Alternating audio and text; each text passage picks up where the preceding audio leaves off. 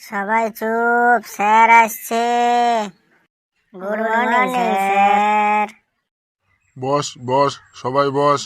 তোদের জন্য আজকে একটা খুশির সংবাদ আছে। আজ শহর থেকে একটা কোম্পানির মালিক আসবে। তিনি তোদেরকে কিছু প্রশ্ন ধরবে। তোরা যদি তার ঠিকঠাক উত্তর দিতে পারিস তাহলে তোদেরকে স্কলারশিপ মানে টাকা দেবে পড়াশোনার জন্য। স্যার কি প্রশ্ন? অনেক রকম প্রশ্ন নিয়ে উনি আলোচনা করবে। স্যার কি প্রশ্ন নিয়ে আলোচনা করবে? আপনি একটু তাহলে আমাদের প্রশ্নগুলো ধরুন, আমরা তাহলে দেখি পারি কিনা। লে ফুসকা, তাহলে তুই দাঁড়া, তোকেই প্রথম প্রশ্ন ধরি। ধর, যদি এ ফর অ্যাপেল হয় তাহলে বি ফর কি হবে, সি ফর কি হবে আর ডি ফর কি হবে? স্যার যদি এ ফর আপেল হয় তাহলে বি ফর বাপেল হবে, আর সি ফর কাপেল হবে, আর ডি ফর ডাপেল হবে। ওকে আর স্কলারশিপ পেতে হবে না, তুই দাঁড়িয়ে থাক। প্রথমেই আমার মেজাজটা গরম করে দিলি। এই কালু, তুই দাঁড়া তো। তুই বলতো, 10 বছর আগে ফজলুর বয়স বজলুর বয়সের দুগুণ ছিল, বর্তমান ফজলুর বয়স কত? স্যার আজকে স্কুল থেকে বাড়ি গিয়ে ফজলুর বাবাকে জিজ্ঞাসা করে কালকে আমি আপনাকে বলে দেবো ফজলুর বর্তমান বয়স কত। কি সাংঘাতিক উত্তর রে বাবা, তুই দাঁড়িয়েই থাক। ওই পূজা, তুই দাঁড়া তো। তুই বলতো, 1 কেজি আপেলের দাম যদি 20 টাকা হয় তাহলে 10 কেজি আপেলের দাম কত হবে? স্যার অঙ্কটা ঠিক করে বলুন। কেন, অঙ্ক তো ঠিকই আছে। স্যার এই বাজারে 20 টাকা কেজি আপেল পাওয়া যায় নাকি? স্যার আমি বসবো, আমার মাথাটা কেমন ঝিনঝিন করছে। বেশ, তোকে আরেকটা প্রশ্ন ধরি, যদি উত্তর দিতে পারিস তাহলে বসবি। বলতো, ইংরেজিতে সব থেকে ঠান্ডা অক্ষর কোনটি? স্যার ইংরেজিতে সব থেকে ঠান্ডা অক্ষর হলো বি। কেন বি কেন? স্যার বি সবসময় এসির মধ্যে থাকে। এটা আমি একটা ফাটকা প্রশ্ন ধরেছিলাম, তুই তো বেশ ভালো উত্তর দিয়েছি। বস তুই। এই ফেলু, বলতো, শিক্ষকের স্থান কোথায়? স্যার আমার পিছনে। কি বললি তুই? স্যার আমার বাবা সব সময় বলে তোর পিছনে এত মাস্টার দিলাম তাও তোর ঠিক মতো পড়াশোনা হয় না, তাহলে শিক্ষকের স্থান আমার পিছনে হলো না।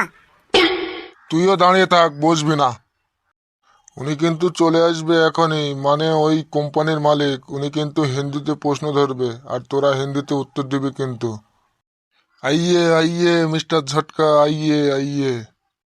ठीक है, तुम लोग बैठ जाओ बच्चों। ठीक है बच्चों, हम तुम लोगों को कुछ सवाल करेंगे, तुम लोग उसी सवाल का सही सही उत्तर देना। মানে উনি তোদেরকে কিছু প্রশ্ন করবে, তোরা সব ঠিকঠাক উত্তর দিবি। मेरे लेफ्ट में 2 नंबर, बेटा तुम खड़ा हो जाओ। বলুন স্যার। समझो तुम्हारे घर में चाय बनाने के लिए दूध खत्म हो गया है और तुम दुकान से 1 लीटर दूध ले आए। घर आके देखा उस दूध में 250 मिलीलीटर पानी मिला हुआ है। फिर उस दूध में कितना परसेंट पानी और कितना परसेंट दूध है? স্যার প্রশ্নটাই তো বুঝতে পারলাম না। ধর, চা বানাতে গিয়ে দেখিস তোদের ঘরে দুধ শেষ হয়ে গেছে, তখন তুই 1 লিটার দুধ নিয়ে এলি আর বাড়িতে এসে দেখলি 250 মিলিলিটার জল মেশানো হয়েছে। তাহলে ওই দুধে কত পার্সেন্ট জল আর কত পার্সেন্ট দুধ আছে? স্যার অঙ্কের বই খুললেই আমার হাগু পায়, তাই বাবা আমাকে অঙ্কের বই খুলতে বারণ করেছে। স্যার অঙ্ক ছাড়া আপনি আমাকে যে কোনো প্রশ্ন ধরুন, আমি উত্তর দিয়ে দেবো। ओके, गले में उड़ने वाला तुम बताओ। স্যার কি বলবো? मैंने उसको जो सवाल पूछा उसी सवाल का आंसर तुम बताओ। Okay sir बोलছি। सर चाय बनाने के समय यदि हमारा घर में दूध नहीं थकेंगे तो हमें पाশের বাড়ি থেকে दूध চেয়ে আনেंगे। अगर बगल वाले घर में दूध नहीं हो तो?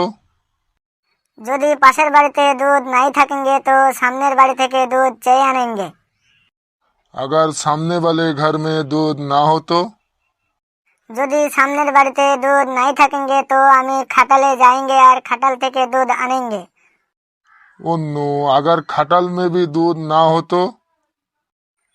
अगर खटल में दूध नहीं थकेंगे तो घर में ऐसे दूध छाड़ा लेकर चा करे खाएंगे, तो वो हमें दुकान থেকে दूध नहीं आनेंगे। अब तो मैं आंसर सुन के पागल हो जाऊंगा। আমরা তো অলরেডি এর জন্য পাগল হয়ে গেছি, এবার বুঝেন কার পাল্লায় পড়েছেন। और एक सवाल है, कौन बोलेंगे? স্যার আমি বলেंगे, ওরা কেউ হিন্দি বলতে नहीं পারেंगे, হিন্দি বুঝতেও नहीं पारेंगे। बेश बेटा, तुम ही बोलो। बोलो तो बेटा, এটা कौन सा ऋतु? স্যার এটা শীত ঋতু है। ठीक है, तो फिर ठंडा के ऋतु के लेके एक निबंध बताओ। স্যার প্রশ্নটা বুঝলাম না। মানে তোকে বলা হয়েছে এই শীতকাল নিয়ে একটি রচনা বল হিন্দিতে। शीतकाल में बहुत शीत पड़ता है ताई एर नाम शीतकाल।